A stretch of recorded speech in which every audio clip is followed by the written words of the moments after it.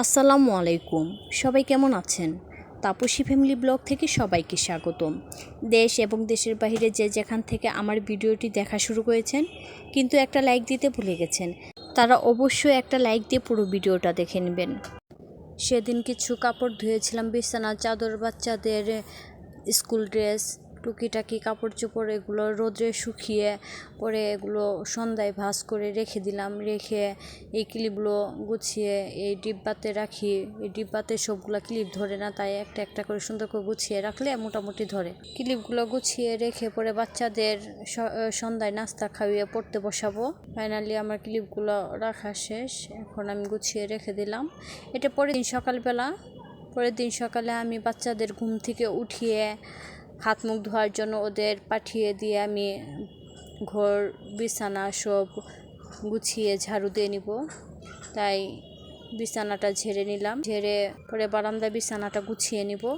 ইদানিং কেন জানি আমার ভয়েস দিতে অনেক সমস্যা হয়।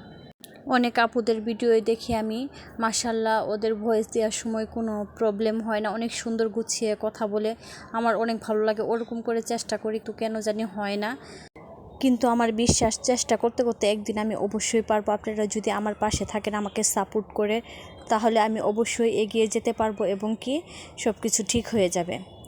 এখন আমি সকালে নাস্তাটা রেডি করব, বাচ্চারা স্কুলে চলে যাবে, তাই আমি কিছু আটা মেখে নিচ্ছি। বাচ্চারা পরোটা খাবে অনেক দিন পর।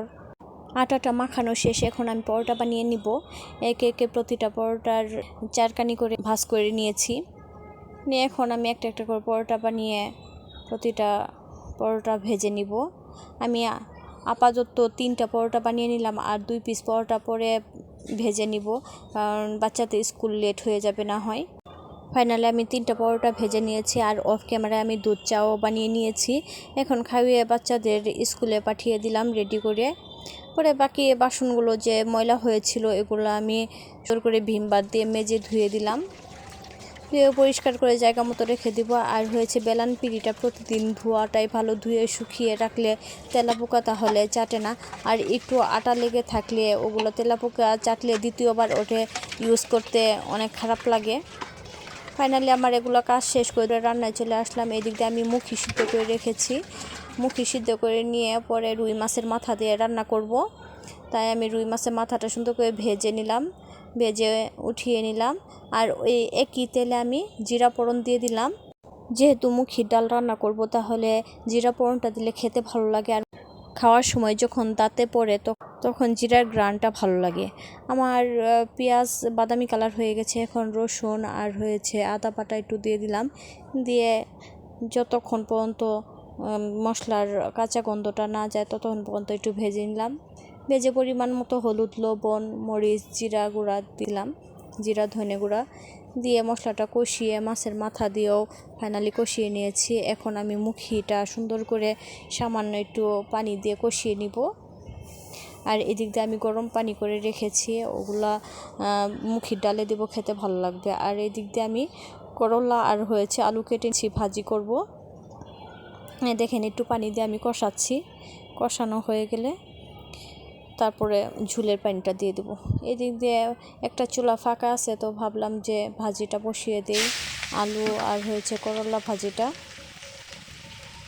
আমি করলা ভাজিটা এক চুলায় বসিয়ে দিয়ে আরেক চুলায় আমি মুখির ডালটা বসিয়েছি, ঝুলের পানিটাও দিয়ে দিয়েছি ফাইনালি। এখন 2-1টা কাঁচামরিচ দিয়ে দিলাম, দিয়ে পরে আর একটু মাখা মাখা হলে নামিয়ে নিব। করলা ভাজিটা নেড়ে ছেড়ে দিলাম, ভালো করে ভাজা ভাজা হয়ে নেকে এদিক দিয়ে মুখির ডালটা হয়ে গেছে, আমি অন্য পাত্রে ঢেলে নিব। আর আমার ভিডিওটা এখন পর্যন্ত যারা ধৈর্য সহকারে দেখছেন কিন্তু একটা লাইক দিতে ভুলে গেছেন, তারা অবশ্যই একটা লাইক দিয়ে নেবেন। আর আমার ভিডিওটা যদি কোনো অংশে ভালো লেগে যায় তাহলে সাবস্ক্রাইব করে আমার পাশে থেকে যাবেন, আর বেল আইকনে চাপ দিলে অল নোটিফিকেশন পেয়ে যাবেন। আর যারা অলরেডি এই কাজটা করে দিয়েছেন তাদেরকে অসংখ্য অসংখ্য ধন্যবাদ। ফাইনালি আমার রান্না শেষ, ভাজিটা নামিয়ে নিয়েছি। আর বাচ্চারা স্কুল থেকে আসার পর আমরা খাবে, তাই কিছু আমরা কেটে দিলাম।